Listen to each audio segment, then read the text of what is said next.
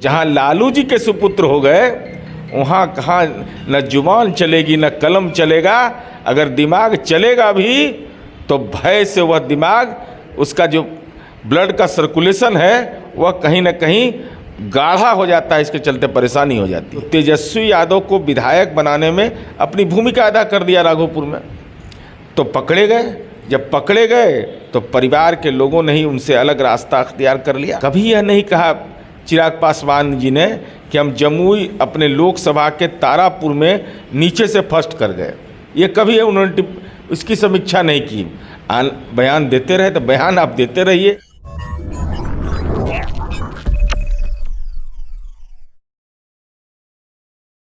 नमस्कार, आप देख रहे हैं ब्रेकिंग बिहार। अभी हमारे साथ हैं जदयू के वरिष्ठ नेता और एमएलसी नीरज कुमार। इनसे जानेंगे इन दिनों जिस प्रकार मुख्यमंत्री नीतीश कुमार ने जो काम किया है, जिसे देखकर लग रहा है कि क्या भतीजों से उनका मतभेद खत्म हो गया है। इसी विषय पर बात करेंगे नीरज कुमार जी से।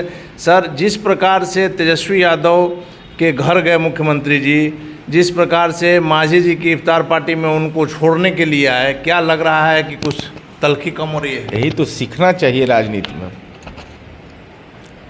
कि राजनीति में एक दूसरे का सम्मान देना। आप आलोचना करते रहिए, थक जाइएगा। नीतीश कुमार जी के साथ मैं 18 वर्ष की उम्र से हूँ, अब मेरा 56 साल अब हो गया, तो मैंने देखा है बहुत हवा बयार। लोग आलोचना करते रहते हैं, लेकिन नीतीश कुमार जी के काम की प्रशंसा देश और दुनिया कर रहा है। हाँ, कोई काहू मगन, हम मगन है कि 7 निश्चय पार्ट 2 में हर खेत तक पानी पहुंचा दे, जैसे हर खेत तक हमने बिजली पहुंचा दिया।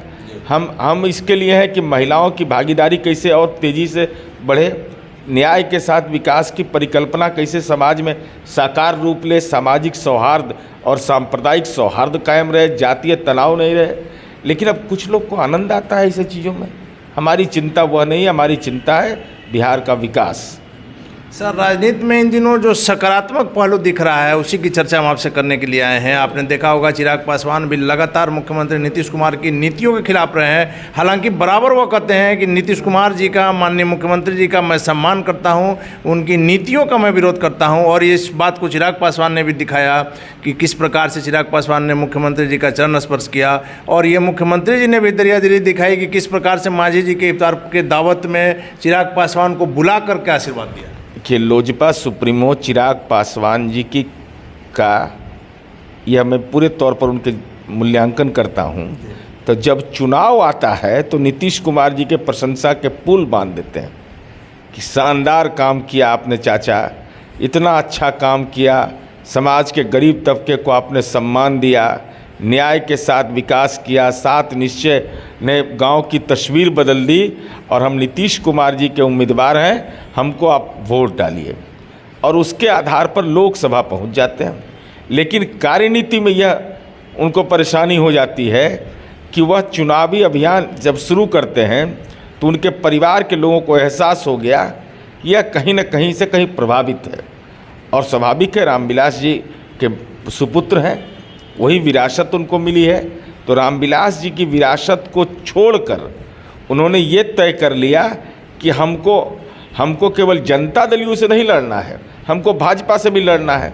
तो तेजस्वी यादव को विधायक बनाने में अपनी भूमिका अदा कर दिया राघोपुर में, तो पकड़े गए। जब पकड़े गए तो परिवार के लोगों ने ही उनसे अलग रास्ता अख्तियार कर लिया, उनके दल के सांसदों ने अलग रास्ता अख्तियार कर लिया। सोचा कि आप परिपक्व निर्णय है। लेकिन माननीय नीतीश कुमार जी की कार्य क्षमता देखिए, कार्यशीलता देखिए कि माननीय नीतीश कुमार जी ने, आप टिप्पणी करते रहिए ट्विटर पर, बयान देते रहिए, लेकिन नीतीश कुमार जी ने उसकी परवाह नहीं की। चूँकि आप एक राजनीतिक कार्यकर्ता हैं, आप राजनीतिक कार्यकर्ता को एहसास होना चाहिए। कभी यह नहीं कहा चिराग पासवान जी ने कि हम जमुई अपने लोकसभा के तारापुर में नीचे से फर्स्ट कर गए, ये कभी उन्होंने उसकी समीक्षा नहीं की। बयान देते रहे तो बयान आप देते रहिए। कितने लोग बयान देते रहे, आज से देते रहे हैं। 24 नवंबर 2005 के बाद से लगातार कभी सुविधा के अनुसार ई बदल गए, कभी वो बदल गए, लेकिन नीतीश कुमार जी जो विकास के रास्ते पर चल पड़े थे वो विकास के रास्ते पर चलते रहते हैं।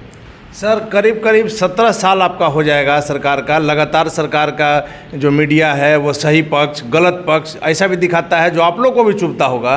वैसी स्थिति में भी आपने सत्ता में रहते हुए कभी पत्रकारों पर कोई मानहानि का केस नहीं किया, किसी तरह का नोटिस नहीं दिया, लेकिन इन दिनों आप देख रहे हैं कि ये चलन में आ गया है। नहीं भाई, संगति से गुण होत है, संगति से गुणजात। यही कांग्रेस पार्टी है ना कि प्रेस विधेयक लाया था जी। हम लोग छात्र जीवन में थे, आंदोलन किए थे, उस सवाल पर संघर्ष किए थे। अब नया दौर है भाई, राजनीति मुद्दों के बुनियाद पर होता है। तो आजकल तो सोशल मीडिया से लोग राजनीति का मुद्दा तय करते हैं, तो अपना जो किया कृत्य होता है वो चुभता है लोगों को। चूँकि आईना दिखाते हैं मीडिया, तो आईना जब दिखाएगा तो चेहरा दिखाई पड़ेगा। तो लग रहा था कि हम तो बाहर में मार्केटिंग कर रहे थे कि हमारा चेहरा बहुत सुंदर है, लेकिन सच्चाई थी कि जब दिखाया चेहरा तो विद्रूप चेहरा नजर आया। क्योंकि आईना कभी झूठ नहीं बोलता, आईना कभी झूठ नहीं बोलता है। इसलिए मैं यह समझता हूँ कि भाई मान किसको कहते हैं? मान कहते हैं समाज में सम्मान। मान उसको कहते हैं कि समाज हमको स्वीकार करे कि जब हम बोले तो किसी को अच्छा लगे या खराब लगे, लेकिन वह हमारी बात को गंभीरता से सुने। राजनीति मस्खरा नहीं है, मस्खरा के रूप में राजनीति को नहीं करना चाहिए। अरे बाकी सब काम करते रहते, वो सब करते रहिए अपना जो करते रहते, लेकिन मीडिया के लोगों के बारे में इस ढंग की टिप्पणी करना, नोटिस भेजना, नोटिस भी किसको मिला है हम नहीं जानते हैं। मीडिया उसके पहले ही सोशल मीडिया में चल रहा है, फेसबुक पर आ रहा है, तो फेसबुक से जुडिशियरी तय होता है। वह अगर मानहानि का ये मामला होता है तो उसको आप उसके पते पर भेजिएगा, उसको रिप्लाई करने का मौका मिलेगा। ये कानून, देश के अंदर में परिवारवाद नहीं है, कानून है संविधान, CRPC और IPC बना हुआ है। इसलिए हम तो यह कहेंगे कि केवल बयान देने से, और मैं तो सुन करके दंग हो गया प्रतिपक्ष के नेता का बयान। प्रतिपक्ष के नेता ने क्या कह दिया? तेजस्वी यादव ने कह दिया कि अरे क्या डर है? अरे डर किसको किस बात का रहेगा? मीडिया के लोग क्यों डरेंगे? आपको यह बताना चाहिए ना कि यह जो कृत्य हुआ है वह सही या गलत। जुबान खामोश क्यों हो जाती है? इस ढंग की बातें पर खामोश क्यों हो जाते हैं? नज़रिया साफ करिए, साफ सारे सवाल पर आप टिप्पणी करिएगा।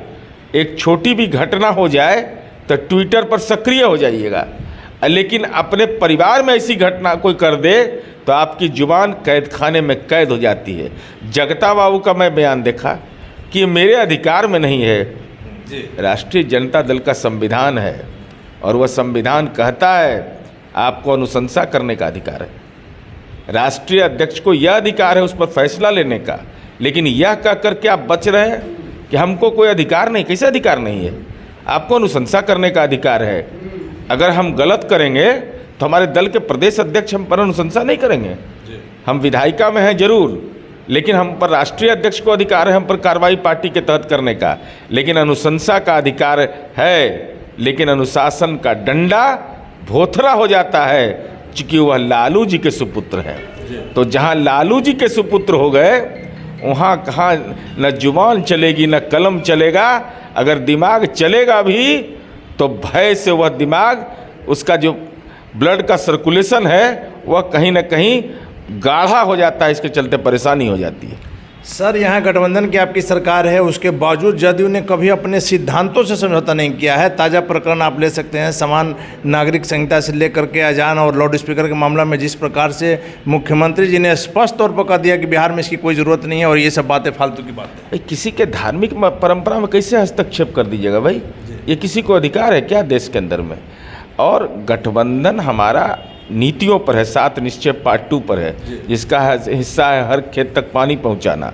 हमारा अलग अलग राजनीतिक अलग अलग नज़रिया है, लेकिन मैं यह जरूर जानना चाहता हूं कि जो ज्ञान का आतंक मचाए हुए हैं लोग, कि माननीय सर्वोच्च न्यायालय ने तो गीता और कुरान का उदाहरण दिया है।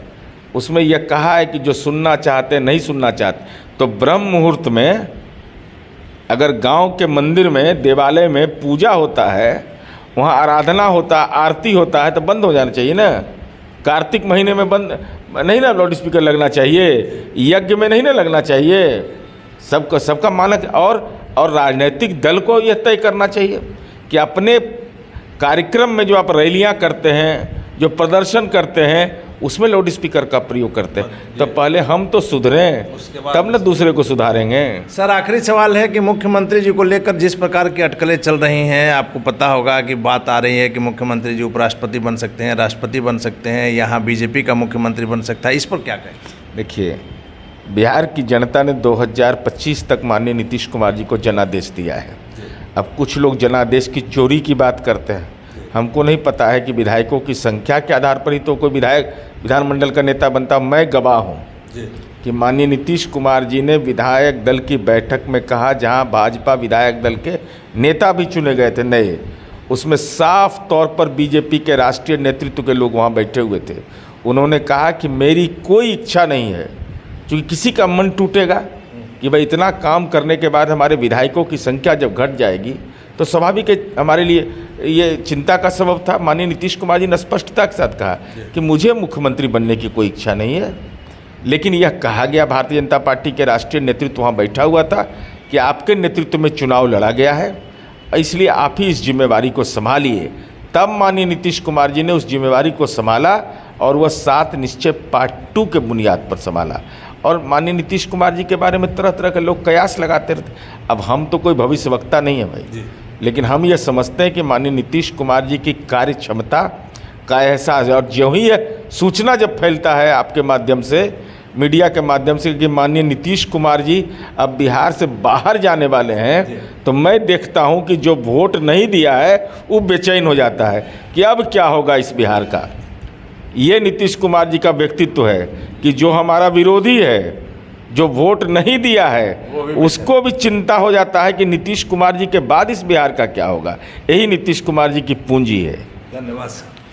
तो जिन्होंने वोट नहीं दिया है वे भी चिंतित हो जाते हैं माननीय मुख्यमंत्री नीतीश कुमार के बाहर जाने की बात। आपने सुना, ये थे हमारे साथ जदयू के कद्दावर नेता MLC नीरज कुमार। आप देख रहे हैं ब्रेकिंग बिहार, खबरों का सिलसिला जारी। आप बने रहें ब्रेकिंग बिहार के साथ।